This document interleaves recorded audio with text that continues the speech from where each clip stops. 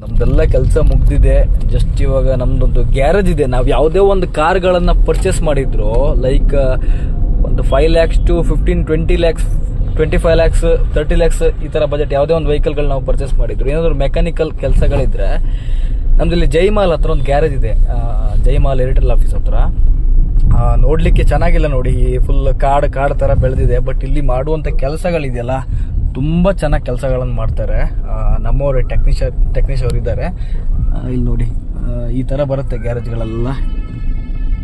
ಈ ಥರ ಗಾಡಿಗಳನ್ನೆಲ್ಲ ನಿಲ್ಲಿಸಿದ್ದಾರೆ. ನೋಡಲಿಕ್ಕೆ ಪ್ಲೇಸ್ ಚೆನ್ನಾಗಿಲ್ಲದೆ ಇದ್ರು ಮಾಡೋ ಕೆಲಸ ಮಾತ್ರ ತುಂಬ ಚೆನ್ನಾಗಿ ಮಾಡ್ತಾರೆ. ಯಾವುದೇ ಒಂದು ಗಾಡಿಗಳು ತಗೊಂಡು ಬಂದರು, ಲೈಕ್ 10,000 ಕೆಲಸ ಆಗೋದಿದ್ರೆ ಒಂದು 4,000 ರೂಪಾಯಿಗೆ ಅವರು ರೆಡಿ ಮಾಡಿಸ್ಕೊಡ್ತಾರೆ. ಆಸ್ ಇಟ್ ಈಸ್ ಏನು ಕೆಲಸ ಇದೆ ಅದನ್ನು ಹೇಳ್ಬಿಡ್ತಾರೆ.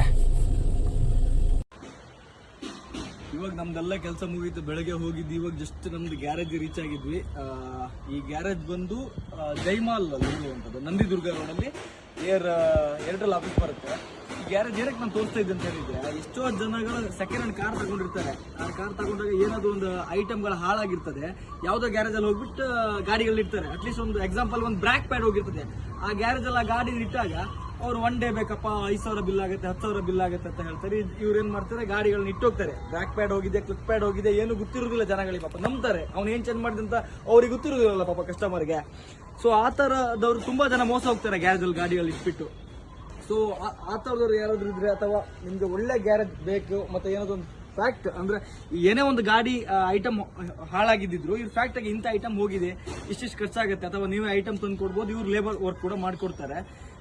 ಮತ್ತೆ ನಾನು ಯಾವುದೇ ಒಂದು ಗಾಡಿ 5 ಲಕ್ಷದಿಂದ 10 ಲಕ್ಷ, 20 ಲಕ್ಷ, 30 ಲಕ್ಷ ಯಾವುದೇ ಒಂದು ಗಾಡಿ ನಾನು ಪರ್ಚೇಸ್ ಮಾಡ್ಕೊಂಡು ಬಂದಾಗ್ಲೂ, ನಂದೇನು ಪ್ರತಿಯೊಂದು ಗಾಡಿ ಚೆನ್ನಾಗಿರಲ್ಲ. ತಗೊಂಡ್ ಬಂದ ಗಾಡಿ ಅಂದ್ಮೇಲೆ ರೀಫಬ್, ಪೇಂಟಿಂಗ್, ಪಾಲಿಶ್, ಮತ್ತೆ ಡೆಂಟಿಂಗ್, ಮತ್ತೆ ಮೆಕ್ಯಾನಿಕಲ್ ಐಟಮ್ ಎಲ್ಲ ಹೋಗಿರ್ತದೆ. ಸೊ ನಾನು ಯಾವುದೇ ಒಂದು ಗಾಡಿಗಳು ತಗೊಂಡ್ ಬಂದ್ರು ಇದೇ ಗ್ಯಾರೇಜಲ್ಲಿ ಇಟ್ಬಿಟ್ಟು ರೆಡಿ ಮಾಡಿಸುವಂಥದ್ದು. ಒಂದು 3 years ಇಂದ ನನ್ನ ಕೆಲಸಗಳೆಲ್ಲ ಇಲ್ಲಿ. ಈ ಗಾಡಿ ಗ್ಯಾರೇಜ್ ಓನರ್ ಬಂದ್ಬಿಟ್ಟು ಪ್ರತೀಶ್ ಅಂತ ನನ್ನ ಫ್ರೆಂಡ್, ಈ ಜಸ್ಟ್ ಆಚೆಗಡೆ ಹೋದ್ರು.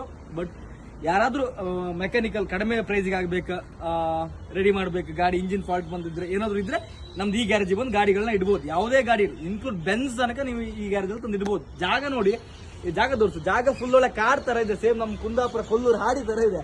ಆದ್ರೆ ತುಂಬಾ ಚೆನ್ನಾಗಿದೆ. ಇಲ್ಲಿ ಕೆಲಸ ಮಾಡುವಂತ ಮೆಕ್ಯಾನಿಕ್ ಟೆಕ್ನಿಷಿಯನ್ ಆಗಿರ್ಬೋದು, ಗ್ಯಾರೇಜ್ ಓನರ್ ಆಗಿರ್ಬೋದು, ತುಂಬಾ ಚೆನ್ನಾಗಿ ಕೆಲಸ ಮಾಡ್ತಾರೆ. ಜಾಗ ನೋಡಿ ಯಾವತ್ತು ಅಳತೆ ಹಾಕ್ಬಾರ್ದು ಅಂತಾರಲ್ಲ, ಇಲ್ಲಿ ಒಂದ್ಸಲ ಬಂದು ವಿಸಿಟ್ ಮಾಡಿ ನೋಡಿ, ತುಂಬಾ ಚೆನ್ನಾಗಿ ಕೆಲಸ ಮಾಡ್ತಾರೆ. ಇಷ್ಟೇ.